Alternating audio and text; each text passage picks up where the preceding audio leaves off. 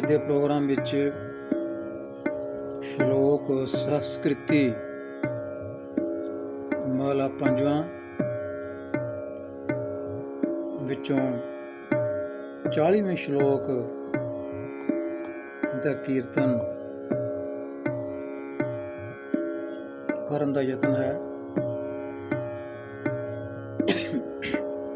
ਇਸ ਸ਼ਲੋਕ ਵਿੱਚ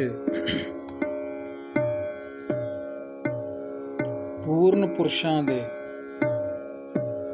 ਜਿਨ੍ਹਾਂ ਨੂੰ ਸਾਧ ਕਰਕੇ ਕਿਹਾ ਜਾਂਦਾ ਹੈ, ਕੁਝ ਗੁਣ ਬਿਆਨ ਕੀਤੇ ਹਨ ਜਿਨ੍ਹਾਂ ਨੂੰ ਲਖਣ, ਲਕਸ਼ਣ ਜਾਂ ਲੱਛਣ ਕਿਹਾ ਗਿਆ ਹੈ।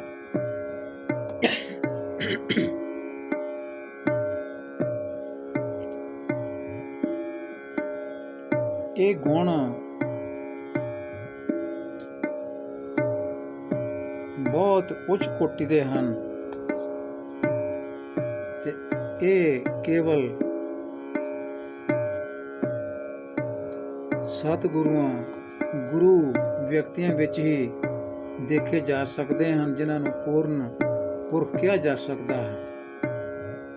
ਆਮ ਬੰਦਿਆਂ ਵਿੱਚ ਇਹ ਸਾਰੇ ਗੁਣ ਲੱਭਣੇ ਮੁਸ਼ਕਲ ਹਨ। ਇਹਨਾਂ ਦੀ ਚਰਚਾ ਕਰਦੇ ਹਾਂ ਕੀਰਤਨ ਰਾਹੀਂ। ਇਹ ਜੋ ਰਚਨਾ ਹੈ ਸਾਰੀ, ਇਹ ਰਾਗ ਮੁਕਤ ਰਚਨਾ ਹੈ। ਗੁਰੂ ਗ੍ਰੰਥ ਸਾਹਿਬ ਵਿੱਚ ਰਾਗ ਮੁਕਤ ਬਾਣੀ ਵੀ ਹੈ, ਰਾਗ ਯੁਕਤ ਬਾਣੀ ਵੀ ਹੈ। ਤੇ ਇਹ ਰਾਗ ਮੁਕਤ ਬਾਣੀ, ਰਾਗ ਮੁਕਤ ਹੈ ਤਾਂ ਘਰ ਮੁਕਤ ਹੈ। ਤਾਂ ਕਿਸੇ ਵੀ ਢੰਗ ਨਾਲ ਇਹਨਾਂ ਨੂੰ ਗਾਇਆ ਜਾ ਸਕਦਾ।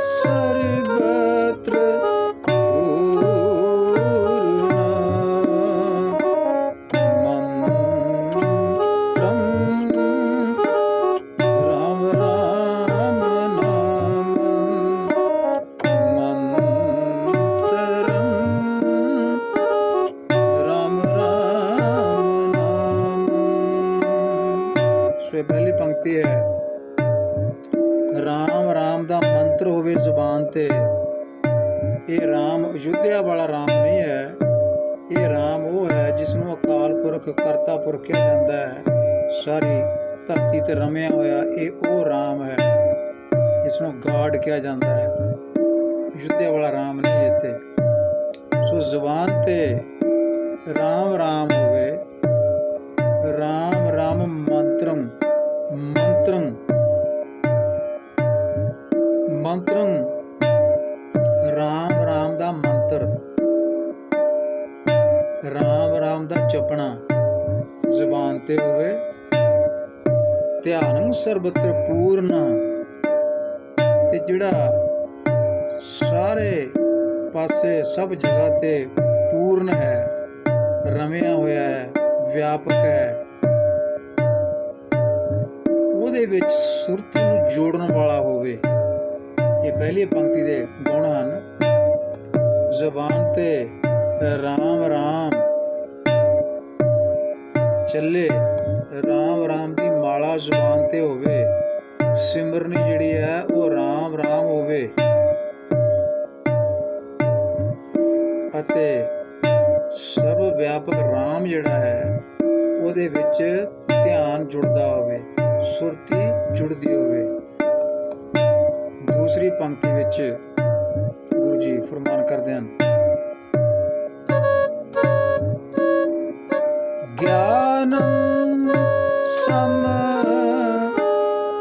ਦੁਖ ਸੁਖੰ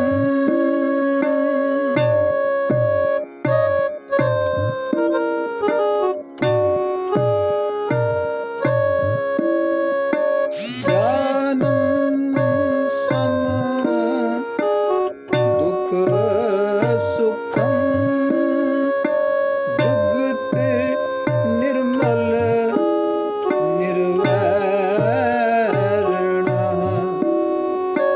ਜੁਗਤ ਨਿਰਮਲ ਨਿਰਵੈਰਣ, ਅੰਤਰੰ ਰਾਮ ਰਾਮ ਨਾਮ। ਦੂਜੀ ਪੰਕਤੀ ਵਿੱਚ ਸਤਿਗੁਰੂ ਬਿਆਨ ਕਰਦੇ ਹਨ, ਗਿਆਨੰ ਸਮ ਦੁਖ ਸੁਖੰ, ਦੁੱਖ ਤੇ ਸੁੱਖ ਦਾ ਸਮਾਨ ਗਿਆਨ ਹੋਵੇ, ਦੁੱਖ ਤੇ ਸੁੱਖ ਨੂੰ ਸਮਾਨ ਸਮਝਣ ਵਾਲਾ ਹੋਵੇ, ਦੁੱਖ ਵਿੱਚ ਚੀਕਾਂ ਮਾਰਨ ਵਾਲਾ ਤੇ ਸੁੱਖ ਵਿੱਚ ਛਾਲਾਂ ਮਾਰਨ ਵਾਲਾ ਨਾ ਹੋਵੇ, ਇਹਨਾਂ ਨੂੰ ਇੱਕ ਸਮਾਨ ਲਵੇ। ਗਿਆਨੰ ਸਮ ਦੁਖ ਸੁਖੰ ਜੁਗਤ ਨਿਰਮਲ ਨਿਰਵੈਰਣਾ, ਜੁਗਤੀ ਜੀਵਨ ਦੀ ਜੁਗਤੀ ਵਿੱਚ ਨਿਰਮਲਤਾ ਹੋਵੇ, ਨਿਰਵੈਰਤਾ ਹੋਵੇ।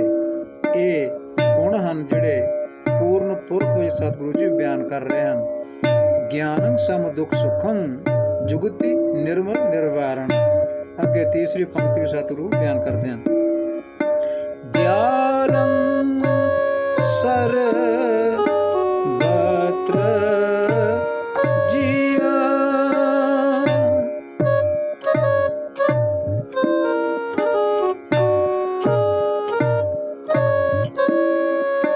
ਦਿਆਲੰ ਸਰਬਤਰ ਜੀਆ,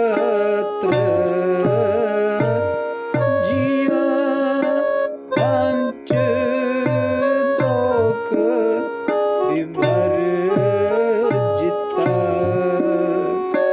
ਪੰਚ ਦੋਖ ਵਿਵਰਜਿਤ,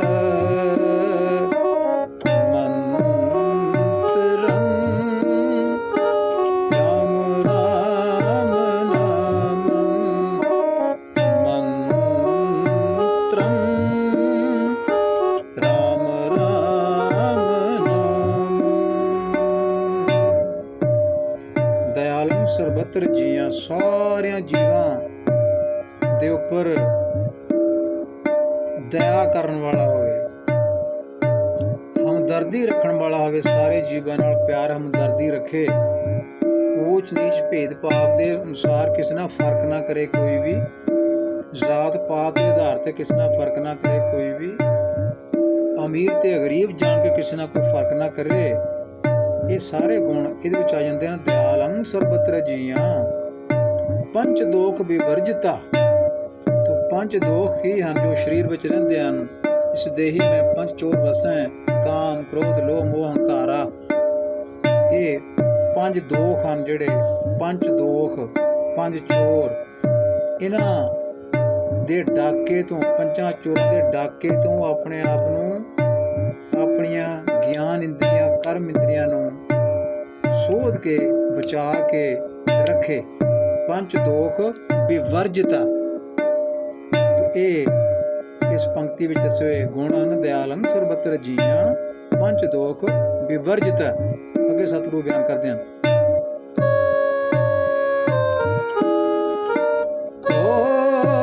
ਭੋਜਨੰ ਗੋਪਾਲ ਕੀਰਤਨੰ।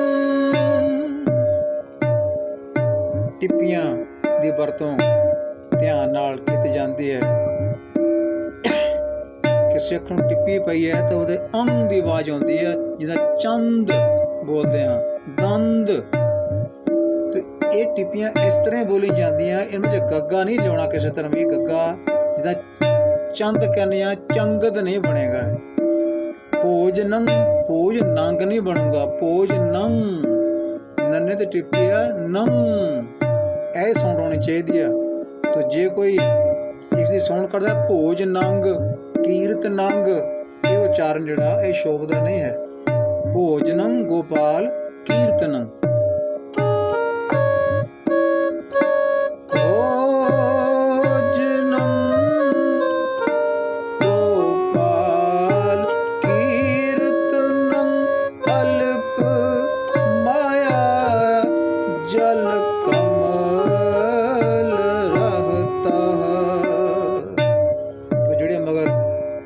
ਹਾਹੇ ਲੱਗੇ ਹਨ, ਹਾ ਅੱਖਰ ਲੱਗਾ ਹੋਇਆ ਸਿਆਰੀ ਤੋਂ ਬਿਨਾਂ ਹੀ।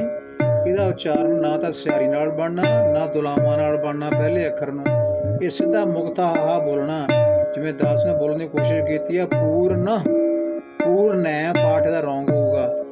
ਜੁਗਤ ਨਿਰਮਲ ਨਿਰਵੈਰਣ, ਨਿਰਵੈਰਣ।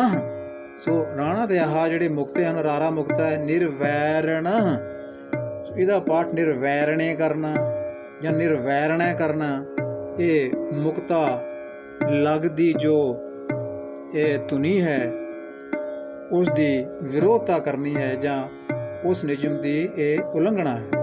ਮੁਕਤਾ ਨਿਯਮ ਦਾ ਨਿਯਮ ਇੱਥੇ ਹੈ, ਉਹ ਮੁਕਤਾ ਨਿਭਾਉਣ ਦੀ ਕੋਸ਼ਿਸ਼ ਕਰਨੀ ਹੈ। ਦਿਆਲੰ ਸਰਬਤਰ ਜੀਆਂ ਪੰਜ ਦੋ ਵਿਵਰਜਿਤਾ, ਸੋ ਤਤਾ ਤਹ ਵਿਵਰਜਿਤਾ। ਆਮ ਇਹਨਾਂ ਦਾ ਉਚਾਰਨ ਚੱਲਿਆ ਤੈ, ਜਹਾਂ ਦਾ ਉਚਾਰਨ ਚੱਲਿਆ ਹੋਇਆ ਜੈ, ਇਹ ਰੌਂਗ ਹੈ।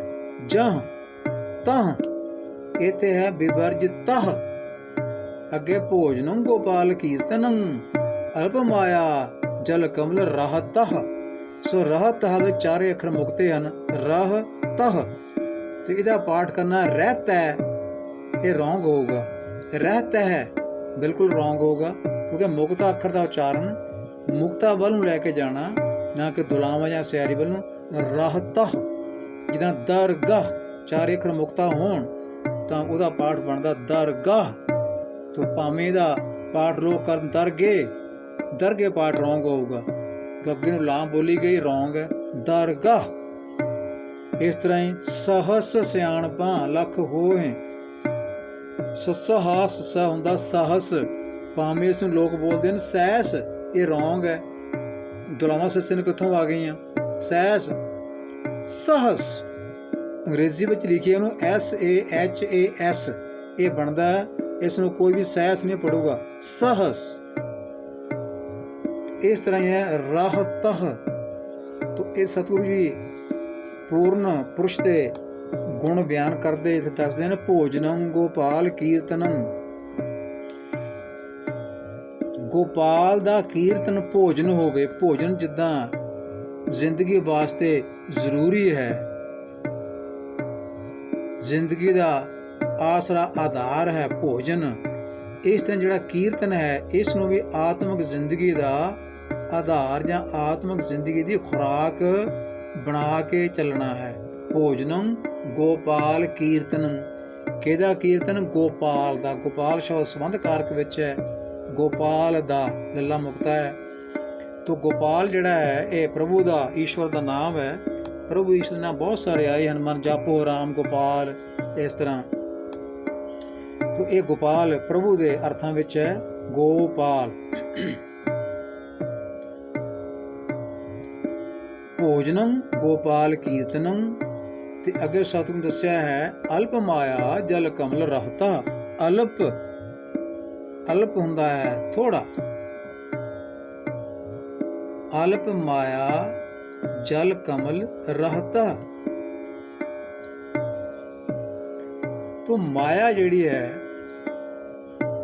ਇਸ ਨੂੰ ਕਿਹਾ ਅਲਪ ਮਾਇਆ। ਇਹਦਾ ਮਤਲਬ ਮਾਇਆ ਨੂੰ ਕਿਸ ਤਰ੍ਹਾਂ ਵਰਤਣਾ ਹੈ? ਨਿਰਲੇਪ ਰਹਿ ਕੇ ਵਰਤਣਾ ਹੈ। ਅਲਪ ਮਾਇਆ,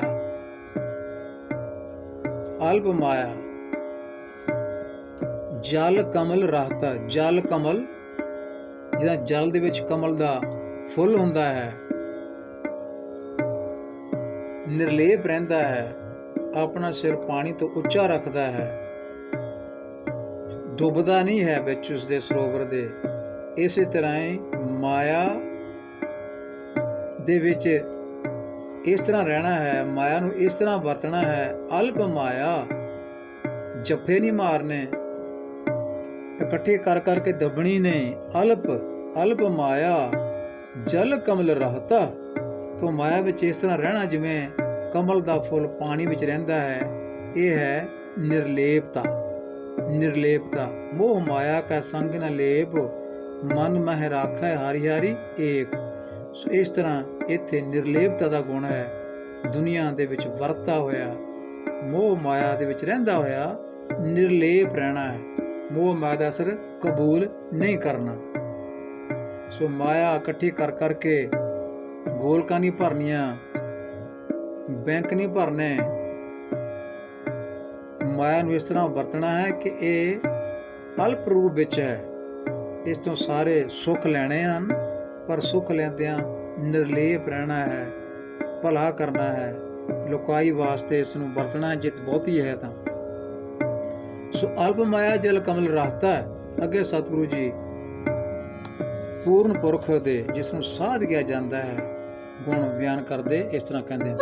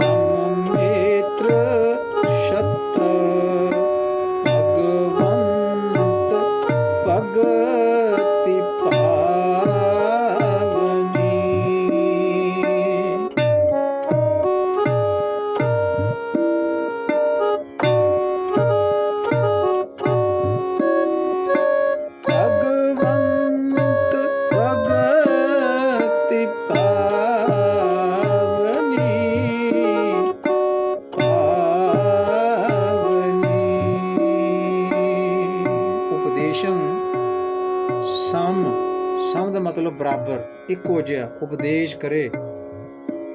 ਚਾਹੇ ਕੋਈ ਮਿੱਤਰ ਸੱਜਣ ਆ ਗਿਆ, ਚਾਹੇ ਕੋਈ ਵੈਰੀ ਆ ਗਿਆ। ਉਪਦੇਸ਼ੰ ਸਮ ਮਿੱਤਰ ਸ਼ਤਰ।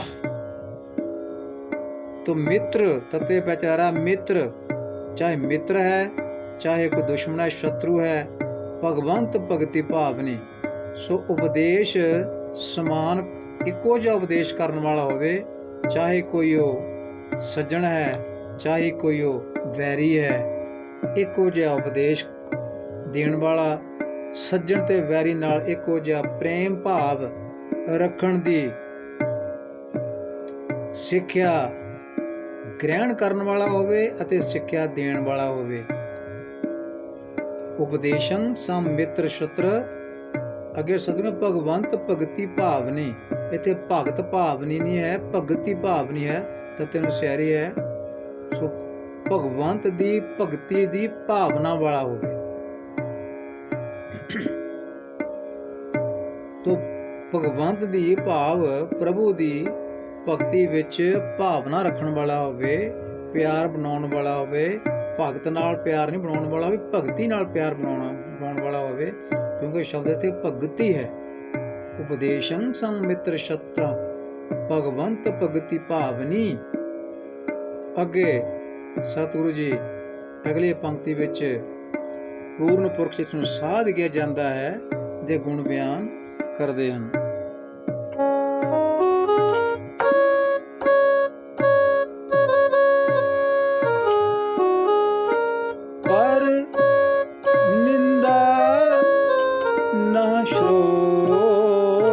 श्रवणं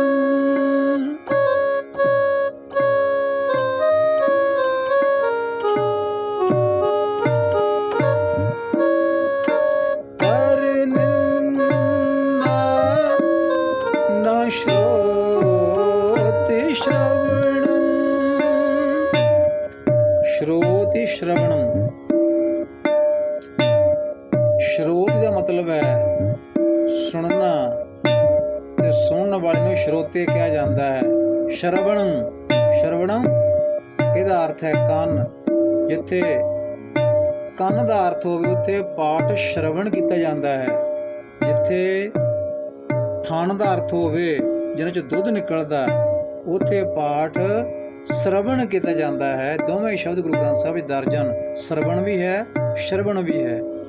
ਤੋ ਸ਼ਬਦ ਸਰਵਣ ਨਹੀਂ ਕੀਤਾ ਜਾਂਦਾ, ਸ਼ਬਦ ਸ਼ਰਵਣ ਕੀਤਾ ਜਾਂਦਾ ਹੈ। ਪੈਰ 'ਚ ਰਾਰਾ ਹੁੰਦਾ, ਸ਼ਰਵਣ। ਪਾਠ ਸ਼ਰਵਣ ਕੀਤਾ ਜਾਂਦਾ ਹੈ, ਕੀਰਤਨ ਸ਼ਰਵਣ ਕੀਤਾ ਜਾਂਦਾ ਹੈ। ਤੋ ਜੇ ਕੋਈ ਆਖੀ ਜਾਵੇ ਕੀਰਤਨ ਸਰਵਣ ਕਰੋ, ਪਾਠ ਸਰਵਣ ਕਰੋ, ਕਥਾ ਸਰਵਣ ਕਰੋ, ਇਹ ਨਿਰੀ ਅਗਿਆਨਤਾ ਅਤੇ ਗੁਰਬਾਣੀ ਦੀ ਸ਼ਬਦਾਵਲੀ ਦੀ ਬੇਅਦਬੀ ਹੈ, ਤੇ ਨਾਲ ਹੀ ਅਰਥਾਂ ਦੀ ਬੇਅਦਬੀ ਹੈ, ਅਰਥਾਂ ਦੀ ਬੇਸਮਝੀ ਵੀ ਹੈ। ਕਿਉਂਕਿ ਪਾਠ ਸਰਵਣ ਨਹੀਂ ਹੁੰਦਾ। ਸਰਵਣ ਦਾ ਮਤਲਬ ਥਾਣ ਹੁੰਦਾ ਹੈ, ਪਾਠ ਸ਼ਰਵਣ ਹੁੰਦਾ ਹੈ, ਜਿਹਨੂੰ ਸ਼ਰਵਣ ਕਿਹਾ ਜਾਂਦਾ ਹੈ। ਸ਼ਰਵਣ ਦਾ ਅਰਥ ਕੰਨਾਂ ਨਾਲ ਹੈ ਤੇ ਸਰਵਣ ਦਾ ਅਰਥ ਥਣਾ ਨਾਲ ਹੈ। ਇਹ ਗੁਰੂ ਗ੍ਰੰਥ ਸਾਹਿਬ ਦੀ ਬਾਣੀ ਵਿੱਚ ਹੀ ਲਿਖਿਆ ਹੋਇਆ। ਇਸ ਕਰਕੇ ਬਾਣੀ ਨੂੰ ਧਿਆਨ ਨਾਲ ਪੜ੍ਹਨਾ, ਇਹਦੇ ਅਰਥ ਸਮਝਣੇ ਇਹ ਜ਼ਰੂਰੀ ਹਨ। ਜਿਹੜਾ ਪਾਠ ਹੀ ਨਹੀਂ ਹੈ, ਪਾਠ ਨੂੰ ਸਮਝਣਾ, ਪਹਿਲਾਂ ਸ਼ੁੱਧ ਪਾਠ ਕਰਨ ਦੀ ਜਾਚ ਸਿੱਖਣੀ, ਫਿਰ ਉਹਦੇ ਅਰਥ ਸਿੱਖਣੇ, ਇਹ ਬੜੇ ਜ਼ਰੂਰੀ ਹਨ। ਸੋ ਪਰ ਨਿੰਦਾ ਨਾ ਸ਼ਰੋਤਿ ਸ਼ਰਵਣੰ, ਸ਼ਰੋਤਿ ਸ਼ਰਵਣੰ ਆਪ ਤਿਆਗ ਸਗਲ ਰੇਣੁਕਾ। ਆਪ ਤਿਆਗ ਸਗਲ ਰੇਣੁਕਾ। ਤੋ ਆਪ ਤਿਆਗ, ਆਪਣਾ ਹੰਕਾਰ ਛੱਡਿਆ ਹੋਵੇ, ਆਪਾ ਭਾਵ ਗਵਾਇਆ ਹੋਇਆ ਹੋਵੇ। ਸਗਲ ਰੇਣੁਕਾ, ਸਾਰਿਆਂ ਦੀ ਆਪਣੇ ਆਪ ਨੂੰ ਚਰਨ ਧੂੜ ਸਮਝੇ, ਭਾਵ ਨਿਮਰਤਾ ਵਿੱਚ ਰਹੇ, ਹੰਕਾਰ ਛੱਡੇ। ਕਿਸੇ ਗੱਲ ਦਾ, ਚਾਹੇ ਪਦਵੀ ਦਾ, ਚਾਹੇ ਮਾਇਆ ਦਾ, ਚਾਹੇ ਵੱਡੇ ਵੱਡੇ ਮਹੱਲਾਂ ਦਾ, ਕਿਸੇ ਤਰ੍ਹਾਂ ਦਾ ਵੀ ਕੋਈ ਵੀ ਹੰਕਾਰ ਹੈ, ਉਹਨੂੰ ਉਹ ਛੱਡ ਕੇ ਚੱਲੇ। ਨਿੰਦਿਆ ਨੂੰ ਕੰਨਾਂ ਨਾਲ ਸੁਣੇ ਨਾ, ਕਿਸੇ ਦੀ ਨਿੰਦਿਆ ਨੂੰ ਸੁਣਨ ਦਾ ਉਸ ਨੂੰ ਭੋਸਣਾ ਪਿਆ ਹੋਇਆ ਹੋਵੇ। ਇਸ ਕਰਕੇ ਸਤਿਗੁਰੂ ਕਹਿੰਦੇ ਹਨ, ਅੰਤਰੰ ਰਾਮ ਰਾਮ ਨਾਮ, ਅੰਤਰੰ ਰਾਮ ਰਾਮ ਨਾਮ, ਫਟ ਲਖਿਆਣ ਪੂਰਨੰ ਪੁਰਖਾ।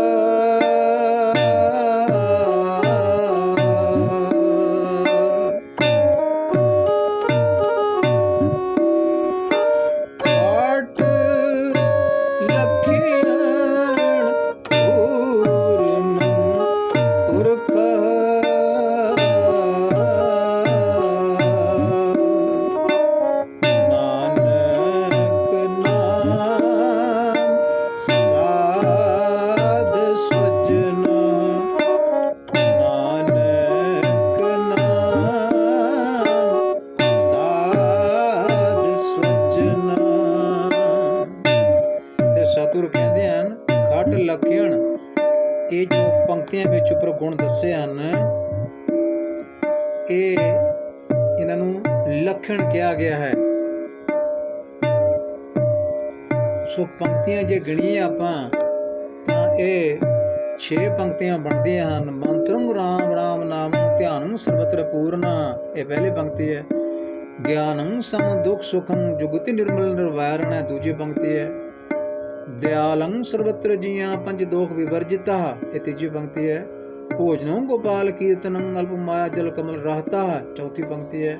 ਉਪਦੇਸ਼ੰ ਸੰਮਿਤਰ ਛਤਰ ਹੈ ਭਗਵੰਤ ਭਗਤੀ ਭਾਵਨੀ, ਇਹ ਪੰਜਵੀਂ ਹੈ। ਪਰ ਨਿੰਦਾ ਨਾ ਸ਼ਰੋਤ ਸ਼ਰਵਣ ਆਪ ਤਿਆਗੀ ਸਗਲ ਰੇਣੁਕਾ, ਇਹ 6 ਪੰਕਤੀਆਂ।